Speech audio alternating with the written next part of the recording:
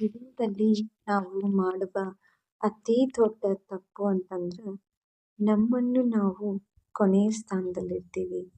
ಮೊದಲು ಅವ್ರು ಚೆನ್ನಾಗಿರ್ಬೇಕು, ಇವ್ರು ಚೆನ್ನಾಗಿರ್ಬೇಕು ಅಂದ್ಕೊಂಡು ನಮ್ಮನ್ನು ನಾವು ಕೊನೆಯ ಸ್ಥಾನದಲ್ಲಿ ಇರ್ತೀವಿ.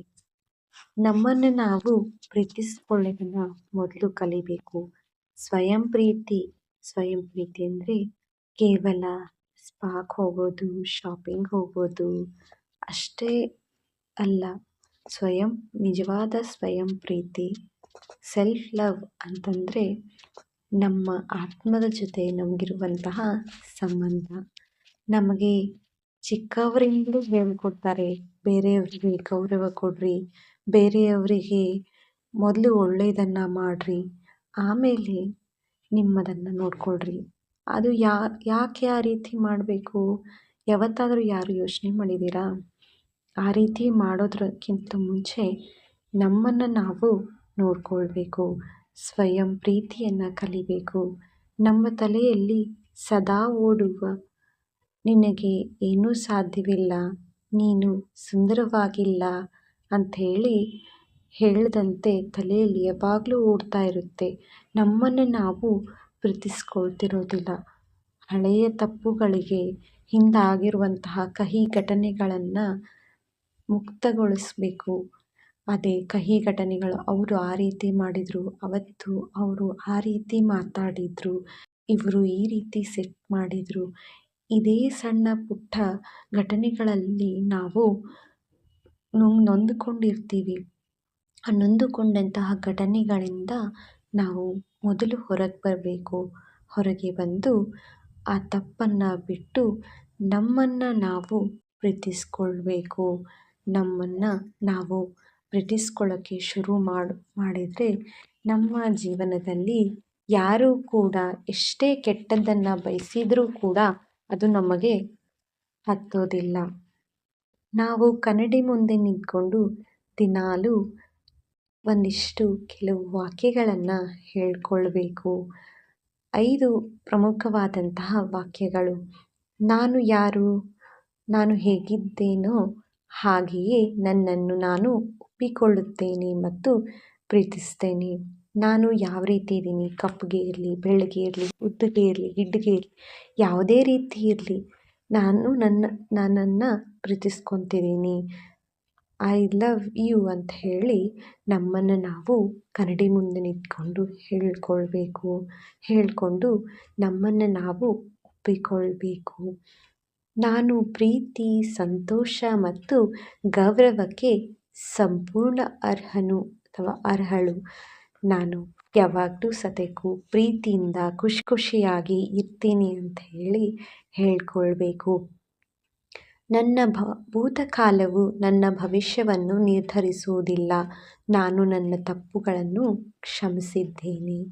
ಹಳೆಯ ಘಟನೆಗಳನ್ನು ನಾನು ಪದೇಯಾಗಿ ಮುಂದೆ ಬರುವಂತಹ ಭವಿಷ್ಯ ಕಾಲದಲ್ಲಿ ನಾನು ಅದನ್ನು ನೆನಪು ಮಾಡ್ಕೊಳ್ಳೋಂಗಿಲ್ಲ ಅಂತ ಹೇಳಿ ಇವತ್ತಿನಿಂದ ನಾವು ನಿರ್ಧಾರವನ್ನು ಮಾಡಿಕೊಂಡು ನಾನು ಯಾವುದೇ ತಪ್ಪುಗಳನ್ನು ಮಾಡಿಲ್ಲ, ನಾನು ಯಾವುದಾದ್ರೂ ತಪ್ಪುಗಳನ್ನು ಮಾಡಿದರೆ ಇವತ್ತೇ ನನ್ನನ್ನು ನಾನು ಕ್ಷಮಿಸ್ಕೊಳ್ತಾ ಇದ್ದೀನಿ ಅಂಥೇಳಿ ಕ್ಷಮಿಸ್ಕೊಳ್ಬೇಕು.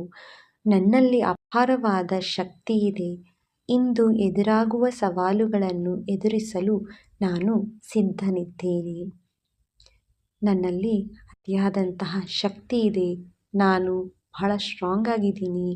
ನನಗೆ ಯಾವ ರೀತಿ ಸವಾಲುಗಳು ಬಂದರೂ ಕೂಡ ನನ್ನ ಜೊತೆ ನಾನು ಇರ್ತೀನಿ, ನನ್ನ ಜೊತೆ ಯಾವಾಗಲೂ ನಾನು ಇದ್ದೀನಿ ಅಂಥೇಳಿ ಹೇಳ್ಕೊಳ್ಬೇಕು.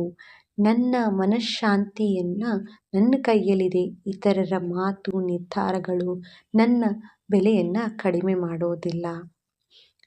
ನಾನು ಯಾವಾಗಲೂ ಶಾಂತ ರೀತಿಯಿಂದ ಇರ್ತೀನಿ.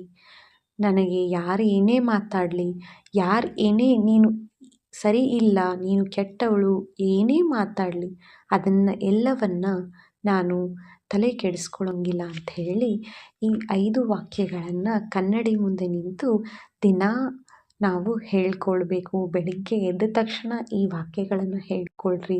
ದಿನ ಹೇಳ್ಕೊಳ್ಳೋದ್ರಿಂದ ನಿಮ್ಮನ್ನು ನೀವು ಪ್ರೀತಿಸ್ಕೋತೀರಿ. ನಿಮ್ಮ ಸಬ್ಕಾನ್ಷಿಯಸ್ ಮೈಂಡಲ್ಲಿ ಇದು ಫೀಲ್ಡ್ ಆಗ್ತದೆ. ಈ ರೀತಿ ಹೇಳ್ತಾ ಹೋಗೋದ್ರಿಂದ ನಿಮಗೂ ಕೂಡ ಒಳ್ಳೆಯದಾಗ್ತದೆ. ಸೆಲ್ಫ್ ಲವ್ ಅಂತಂದರೆ ಪ್ರಕೃತಿ ಜೊತೆಗೆ ನಾವು ಕಾಲವನ್ನು ಕಳಿಬೇಕು. ನಮ್ಮ ಜೊತೆ ಅತಿಯಾದಂತಹ ಕಾಲವನ್ನು ಕಳಿಬೇಕು. ನಕಾರಾತ್ಮಕತೆಯಿಂದ ಹೊಂದಿರುವಂತಹ ಜನರಿಂದ ಆದಷ್ಟು ನಾವು ದೂರವಿರಬೇಕು. ನಮ್ಮ ಶಕ್ತಿಯನ್ನು ಹೀರುವಂತಹ ವ್ಯಕ್ತಿಗಳನ್ನು ನಾವು ಗುರುತಿಸಬೇಕು.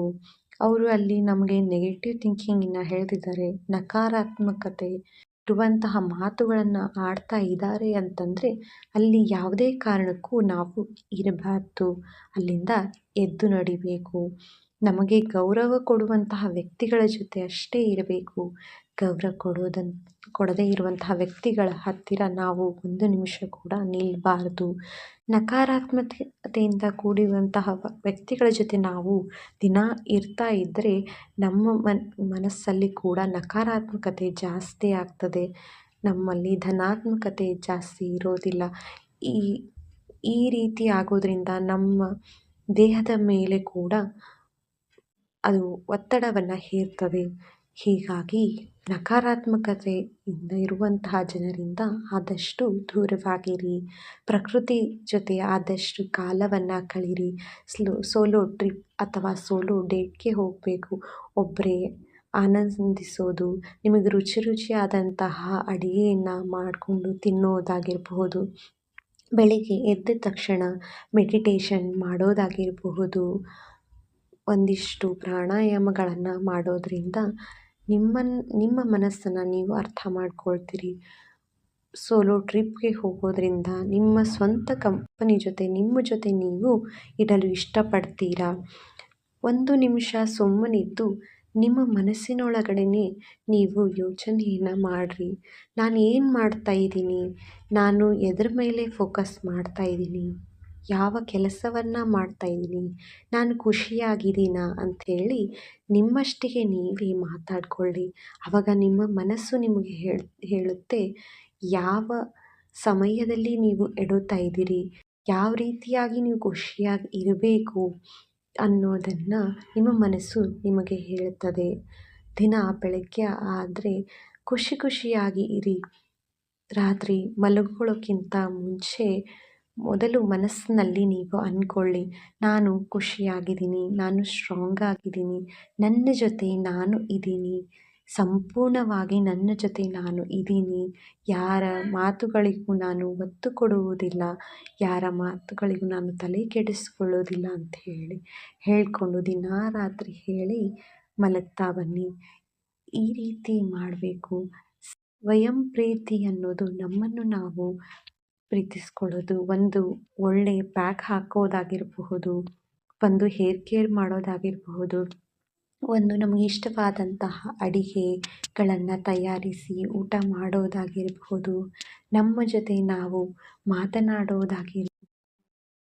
ನಮ್ಮ ಜೊತೆ ನಾವು ಕಾಲ ಕಳೆಯೋದು.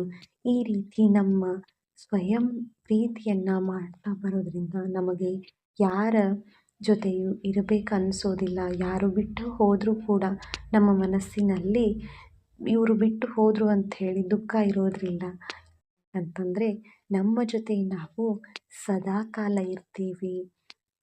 ಯಾರು ಸ್ವಯಂ ಪ್ರೀತಿಯಿಂದ ಇರ್ತಾರೋ ಅವರ ಮನೆಯಲ್ಲಿರುವಂತಹ ಸಂಬಂಧಗಳು ಕೂಡ ಇಷ್ಟಪಡ್ತವೆ. ಖುಷಿಯಾಗಿ ಸ್ವಯಂ ಪ್ರೀತಿಯಿಂದ ಇರಿ ಅಂತ ಹೇಳ್ತಾ ಇವತ್ತಿನ ವಿಡಿಯೋನ ಮುಗಿಸ್ತಾ ಇದ್ದೀನಿ. ನಿಮಗೆ ಈ ವಿಡಿಯೋ ಇಷ್ಟ ಆದರೆ ಲೈಕ್ ಮಾಡಿರಿ, ಶೇರ್ ಮಾಡಿರಿ, ಸಬ್ಸ್ಕ್ರೈಬ್ ಮಾಡಿರಿ. ಮತ್ತೊಂದು ವಿಡಿಯೋದೊಂದಿಗೆ ಸಿಗ್ತೀನಿ. ಧನ್ಯವಾದ.